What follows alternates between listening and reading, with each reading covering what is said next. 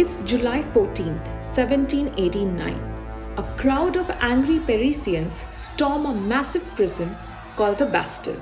They are shouting, breaking gates, tearing down stone walls. But this isn't just a riot, it's the beginning of something much bigger.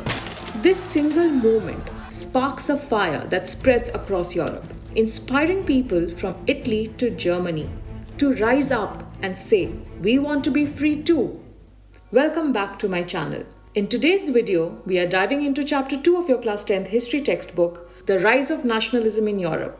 In this video, we will discuss the French Revolution and the idea of the nation, Napoleon's expansion and fall. Let's begin. You have read about the French Revolution in grade 9th, so you already know that there were a lot of political changes. Let's do a quick recap.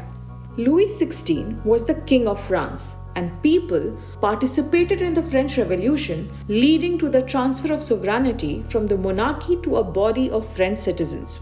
The revolutionaries played a major role in introducing various measures and practices that helped create a collective identity among the French people. So, what were these various measures and practices introduced by the French revolutionaries? Number 1. New national identity. They promoted the ideas of la patrie, the fatherland, and la citoyen, the citizen, to create a sense of unity. Everybody was seen as equal under a new constitution. Second, new national flag. The old royal flag was replaced with the tricolour flag. New government body. The Estate General, which was the old assembly, was transformed.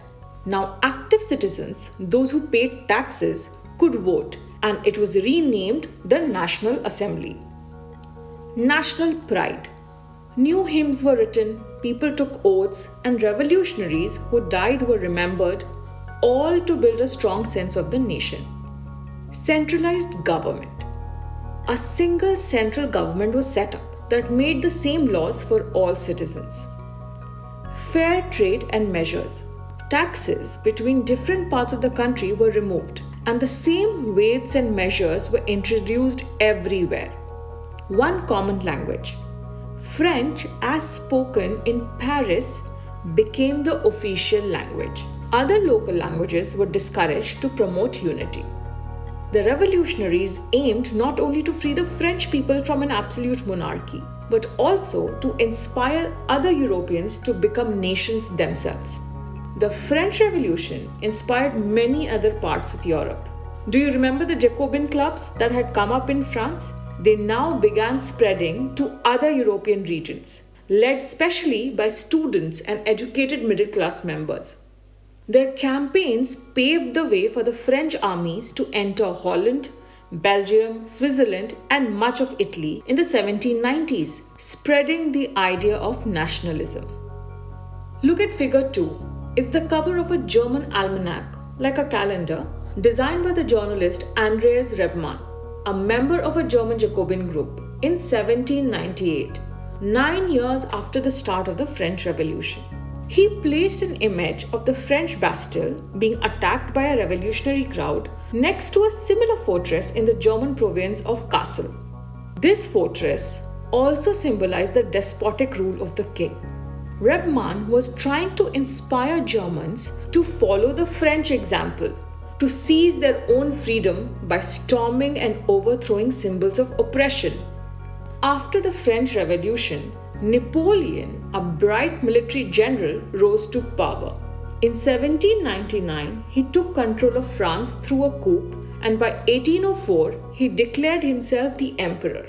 He ended democracy, ruled like a dictator, but introduced major reforms, which was known as the Civic Code of 1804, the Napoleonic Code. So what was included in this Napoleonic Code? Number 1, end of birth-based privileges. No more special rights for nobles. Everyone was equal under the law and had the right to own property. Reforms in rural areas. Napoleon simplified governance, ended the feudal system, and gave freedom to peasants, so no more extra taxes or forced services. Urban reforms. Old guild rules that restricted work were removed. People could now work and trade more freely. Better transport and communication. Roads and communication networks were improved so people and goods could move easily. One national system. Uniform laws, weights and measures, and a single national currency were introduced. Trade became much easier across France. In places like Holland, Switzerland, Brussels, the current capital of Belgium, Mainz, part of Germany, Milan, part of Italy, and Warsaw, the current capital of Poland, French armies were welcomed as harbingers of liberty. Sounds great, right? But wait, there's a twist. In many regions like Italy, Germany, and Switzerland, Napoleon's troops also brought heavy taxes, censorship, and forced army recruitment. People welcomed liberty, but not the oppression that came with it. It became clear that the new administrative arrangements did not go hand in hand with political freedom. Now let's look at figure 4, the planting of the Tree of Liberty in Germany. This colored print by Karl Caspar Fritz, a German painter, shows the occupation of Zweibrücken by French armies. French soldiers in blue, white, and red uniforms are shown as oppressors, seizing a peasant's cart, harassing young women, forcing a peasant to his knees.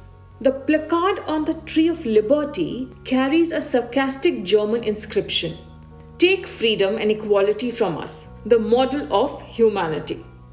So they are mocking the French as liberators. They were now seen as occupiers.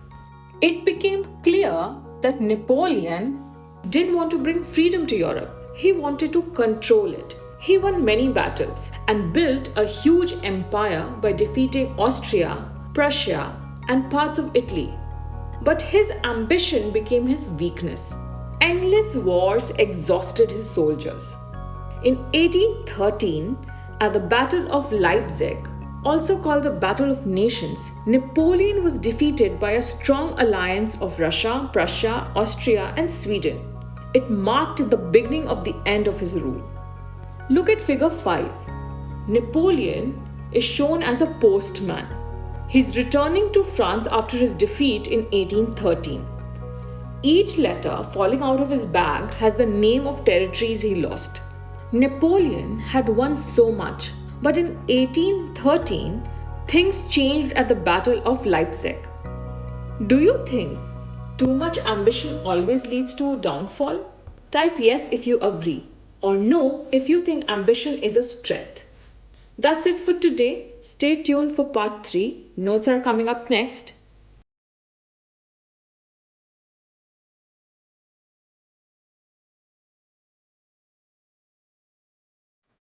If you found this video helpful, give it a thumbs up and don't forget to subscribe for more easy to understand lessons. See you next time. Thank you.